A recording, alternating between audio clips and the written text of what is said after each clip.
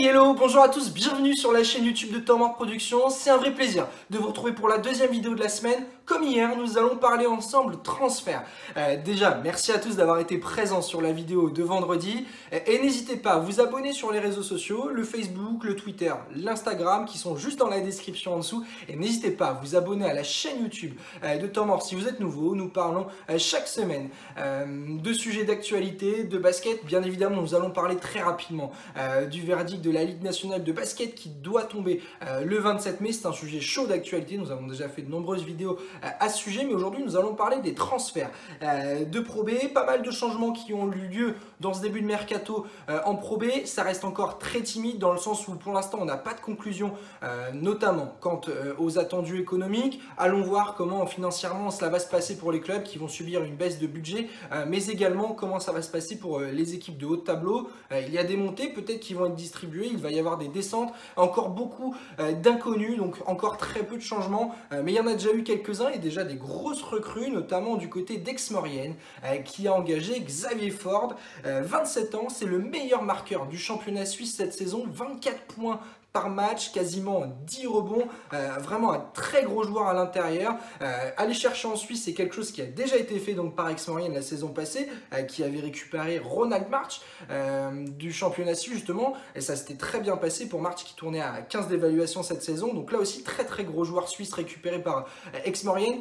Xavier Ford qui va découvrir le championnat français, mais en tout cas ça a l'air d'être un joueur très fort offensivement, notamment sur les highlights qu'on peut voir. Je vous invite à aller le voir sur les réseaux sociaux et même sur internet, juste taper son nom sur YouTube, vous allez voir des highlights. En tout cas un joueur assez spectaculaire, très fort joueur offensif. Il a déjà eu une expérience en G-League du côté donc de la ligue de formation, de développement de la NBA à sa sortie d'université américaine du côté de Détroit. Puis derrière, il a joué au Luxembourg, en Autriche, au Canada et donc en Suisse la saison passée. Donc un joueur qui a déjà fait pas mal de pays. Faudra voir comment il va être capable de s'adapter au championnat français. Mais en tout cas, c'est une très belle recrue pour Aix-Maurienne qui en a profité pour prolonger pour 2 ans son entraîneur Emmanuel Schmidt. Et Aix-Maurienne qui a fait un bon début de saison avant de petit à petit glisser dans les bas-fonds du classement. En tout cas, ils ont une nouvelle fois réussi à se maintenir avec un petit budget. Donc à voir, ils ont essayé de recruter très tôt, donc peut-être justement avec un petit peu moins d'argent à mettre sur ces joueurs-là. Donc c'est un vrai pari lancé par l'AMSB, l'Aix-Maurienne Savoie Basket pour la saison prochaine. Denain, eux aussi, ont abattu déjà leur première carte avec la prolongation, là aussi, de leur entraîneur Rémi Valin pour 2 saisons. Une nouvelle fois, donc, Rémi Valin qui a fait une très bonne saison avec Denain Voltaire et Denain qui veut jouer, là aussi, sur la continuité. Signature en prêt d'Armand Mensah qui arrive donc de Nanterre. Il jouait la saison passée, là aussi, en prêt du côté de Rueil-Malmaison en National 1. Il tournait à 6 points, 3 passes décisives. C'est un meneur, donc formé du côté de Nanterre. Là aussi, il va être prêté pour qu'il puisse s'aguerrir, à voir s'il va réussir à passer le cap National 1 Pro B, mais en tout cas, là aussi, c'est un jeune joueur. Bon, pour le futur du côté de Denain et même de Nanterre, ça va être très utile pour ce joueur d'être prêté. À voir comment Rémi Valin va réussir à l'utiliser, peut-être en rotation justement d'un meneur américain, mais ça va être intéressant pour la formation de voir que Armand Mensah va pouvoir continuer à bosser avec un entraîneur référencé tel que Rémi Valin du côté de Denain la saison prochaine. Là aussi, un joueur connu du basket français désormais, Jaron Burrows, qui fait son retour. Il n'a pas prolongé, il fait son retour du côté de Fos-sur-Mer. Il avait déjà évolué 2 saisons du côté du club provençal, de 2017 à 2019. Il avait notamment participé à la montée de Pro B en Jeep Elite du club phocéen. Malheureusement, la saison suivante en Jeep Elite, il avait été beaucoup trop blessé. Il avait joué 8 petits matchs, si je ne me trompe pas, du côté de Jeep Elite. Il avait donc quitté le club de Fos-sur-Mer pour partir du côté de l'Aix-Maurienne Savoie Basket. Justement, on en parlait juste avant. Il a fait une très bonne saison du côté d'Aix-Maurienne avec 17 d'évaluation. C'est un joueur désormais référencé, Jaron Burrows, en France. 34 ans pour lui, donc il va apporter de l'expérience, du leadership. Ça va être très intéressant pour Fos-sur-Mer qui sort d'une saison assez moyenne et qui doit se relancer. Burrows est un joueur qui connaît le club, il connaît son entraîneur et donc c'est ça qui qui va être très intéressant pour le FOS Provence Basket qui récupère un des meilleurs joueurs de Pro B pour la saison prochaine. Les prolongations, il y en a quand même eu quelques-unes cette saison du côté de la Pro B. Sylvain Sautier qui prolonge une saison de plus du côté de Soufel-Weyersheim en Alsace. Il tournait à quasiment 9 d'évaluation, 31 ans. Il rejoignait justement avec Soufel-Weyersheim la Pro B, lui qui a déjà passé 3 ans du côté de Soufel. Et donc il reste dans un club où il a désormais ses repères. Et donc justement, il va pouvoir apporter cette patte. Là aussi où à Soufel, ça a servi ces joueurs français sur lesquels ils ont pu s'appuyer. Sylvain Sautier faisait partie de cela. Et il a fait une très bonne saison. 9 d'évaluation, c'est bien pour un joueur qui passait de la Nationale 1 à la Pro B. Sylvain Sautier reste donc une saison de plus du côté de Soufel. Autre prolongation d'une saison supplémentaire, c'est Luc Loubaki qui va donc rester une saison de plus du côté du Lille Métropole Basket. 23 ans, en pleine progression. Le joueur formé du côté d'Orléans, il tournait à 9 d'évaluation cette saison. Petit à petit, il grappille, un arrière-ailier qui impressionne par sa dureté défensive, par son athléticité. Il a mis du temps à se lancer. Il était vraiment le leader de sa génération en jeune, sa génération 97. Il a mis du temps à se lancer dans le basket professionnel, mais sa bonne saison semble vraiment être positif pour le futur. Ça coïncide aussi avec la bonne saison de Lille cette saison. Donc voilà, Luc Loubaki qui reste un an de plus, aussi de la continuité donc pour Lille. Comme je le disais hier dans la vidéo précédente, les clubs qui ont besoin d'avoir de la continuité, c'est pour ça que les prolongations sont les premières signatures que l'on voit aujourd'hui, notamment liées à l'inconstance. On ne sait pas exactement financièrement ce que les budgets vont être pour les clubs, donc c'est vraiment très important de prolonger les joueurs dont on est sûr qu'ils seront présents et que ce sont des valeurs sûres. Avec des petits budgets, on ne peut pas trop faire des paris. Et Luc Loubaki, c'est pas un pari, c'est justement la progression. Et l'arrière-ailier semble l'être vraiment pour les saisons à venir, que ce soit en Pro B et pour les saisons à venir pour la Jeep Elite. Ryan Rooms, lui aussi, qui prolonge du côté de Saint-Quentin en cas de maintien. Ça devrait vraisemblablement se faire pour les Picards qui ont fini avant-dernier du championnat de Pro B, mais il n'y aura vraisemblablement pas de descente de Pro B en National 1 la saison prochaine. Donc Ryan Rooms va rester du côté de Saint-Quentin. Lui aussi, ça fait déjà un bon nombre de saisons qu'il joue du côté du SQBB, c'est très positif. Le club Picard qui souhaite également prolonger son intérieur, Lion Phillips, qui a tourné à 16 d'évaluation, c'était le leader offensif du groupe saint-quentinois. Espérons donc que Lion Phillips acceptera cette prolongation. Lui qui a grappillé en France de la Nationale 2 à la Nationale 1 avant d'arriver en Pro B. Il a fait une très bonne première saison en Pro B. Donc Lion Phillips pourrait donc prolonger. En tout cas, c'est la volonté exprimée par le président du SQBB. Ils veulent prolonger Lion Phillips pour la saison prochaine.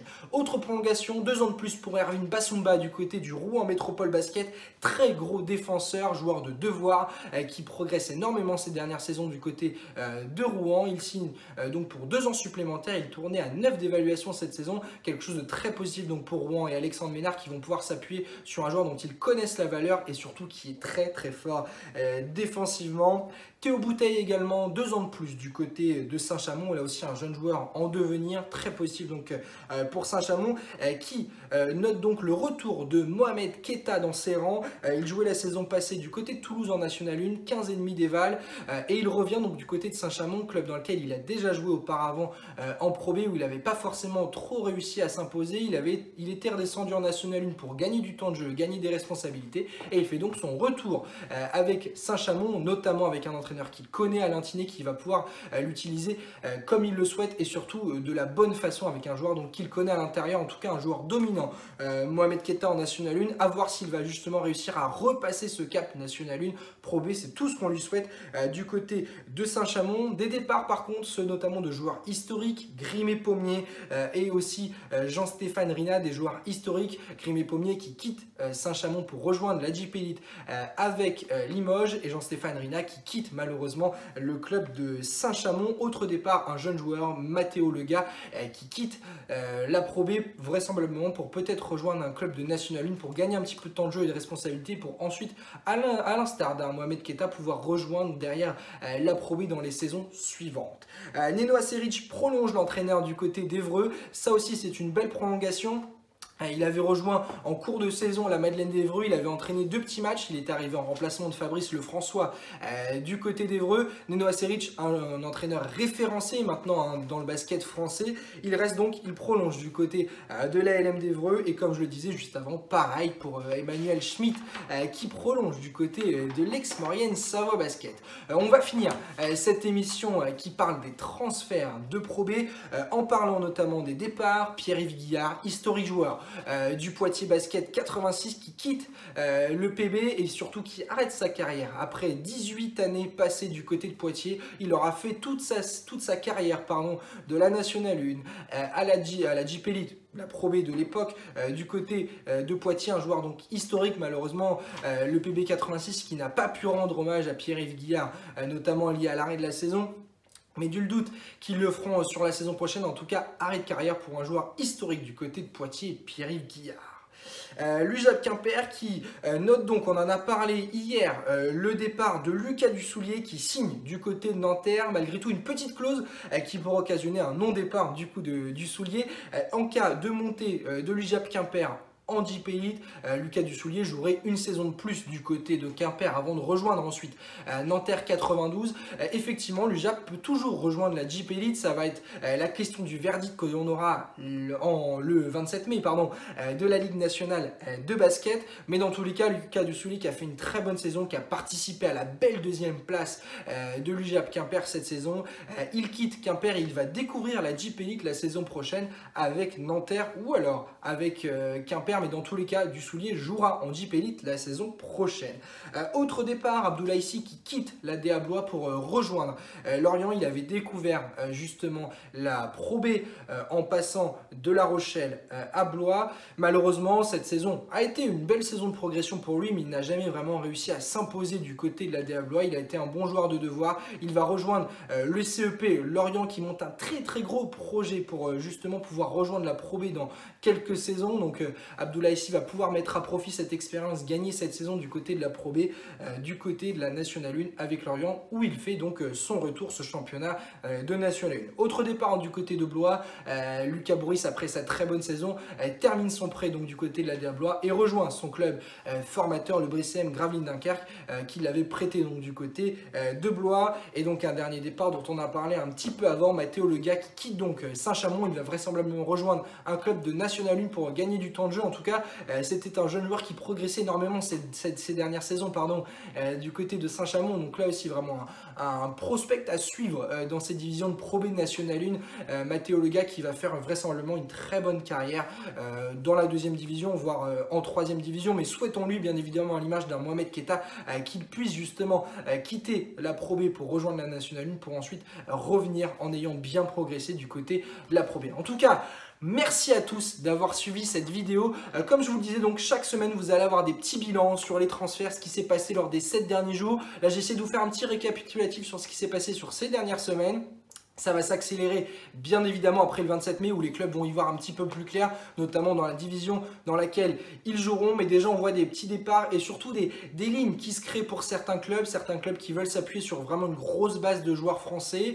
D'autres bien évidemment qui essaient justement de recruter des gros joueurs, pas forcément trop chers dans ce début de mercato, à l'image d'Aix-Marine avec Xavier Forne. Donc voilà, ça va être très chaud ce qui va se passer, mais dans tous les cas on va se retrouver une nouvelle fois la semaine prochaine avec de nouvelles vidéos. Nous allons parler ensemble de basket français, des transferts. Dans tous les cas, merci à vous d'avoir suivi cette vidéo. Je vous souhaite une bonne fin de semaine, je vous souhaite un bon week-end et on se retrouve la semaine prochaine pour une nouvelle vidéo. Salut!